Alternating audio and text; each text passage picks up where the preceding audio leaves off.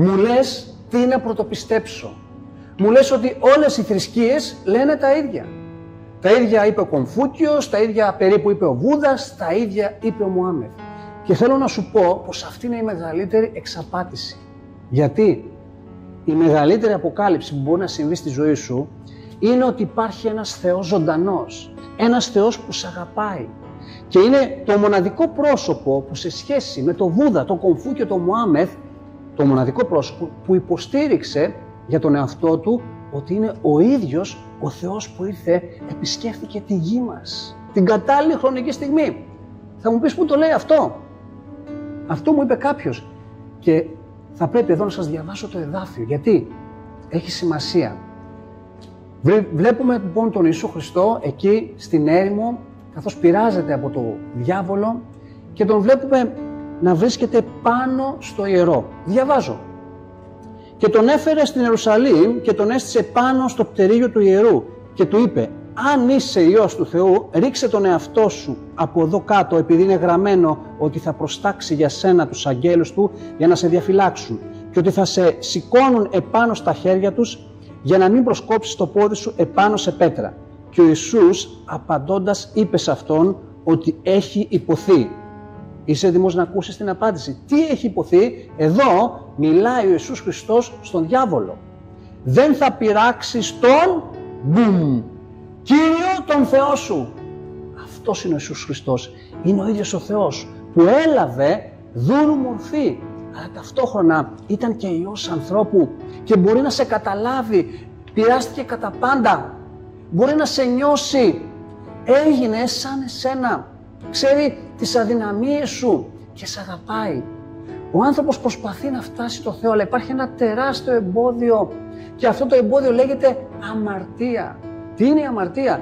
Την έχουμε συνδέσει πολλές φορές με το σεξ, με τα οικονομικά σκάνδαλα, με το ψέμα, αλλά η αμαρτία είναι ουσιαστικά μία αστοχία. Πρώτη φορά η λέξη αμαρτία περιγράφεται στον Όμηρο όταν ένα βέλος ενός αχαιού ονομάζεται ημαρτημένο βέλος, δηλαδή ένα βέλος που έχασε το στόχο του. Και ξέρετε, αυτό είμαστε, χάνουμε το στόχο μας. Αν σε ρωτήσει κάποιος, για ποιο λόγο βρίσκεσαι εδώ στη γη, υπάρχει κάποιο νόημα, όλα είναι τύχη, είσαι ένα σύνολο χημικών ενώσεων που δεν ξέρεις που πας, δεν ξέρεις από πού έρχεσαι? Όχι. Ο Ιησούς Χριστός μας έχει δώσει το νόημα και το νόημα είναι να γνωρίσουμε Αυτόν, τον αληθινό Θεό και να έχουμε αιώνια ζωή.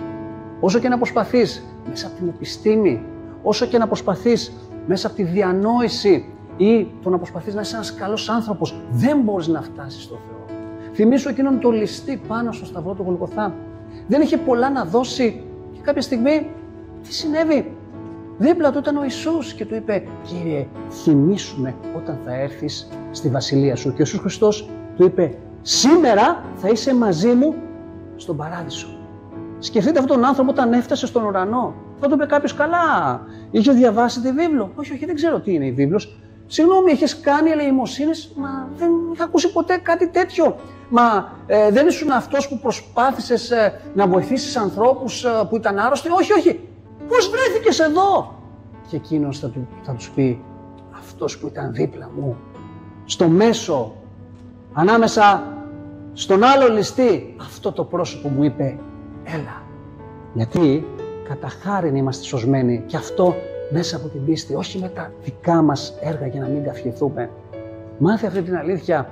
Ο Χριστός σε περιμένει, ο Χριστός σε αγαπάει. Δεν είναι απλά μία θρησκεία και σίγουρα η θρησκεία πολλές φορές επιβάλλει ένα σύνολο κανόνων που σε οδηγεί σε ένα διέξοδο και μάλιστα θεωρείς τον Θεό σαν κάποιον που απαιτεί μερίδιο από την ευτυχία σου, που δεν μπορεί να σε καταλάβει, που σου δημιουργεί ίσως και μελαγχολία να ασχολείσαι με τα πράγματα του Θεού. Αυτή είναι η μεγαλύτερη αποκάλυψη που μπορεί να συμβεί στη ζωή σου. Απλά να το θελήσεις. Ο Χριστός είναι χαμόγελο, ο Χριστός έχει ωραία πράγματα, θα σου δώσει νόημα, θα σου δώσει αιώνια ζωή. Αιώνια ζωή που ξεκινάει από τώρα.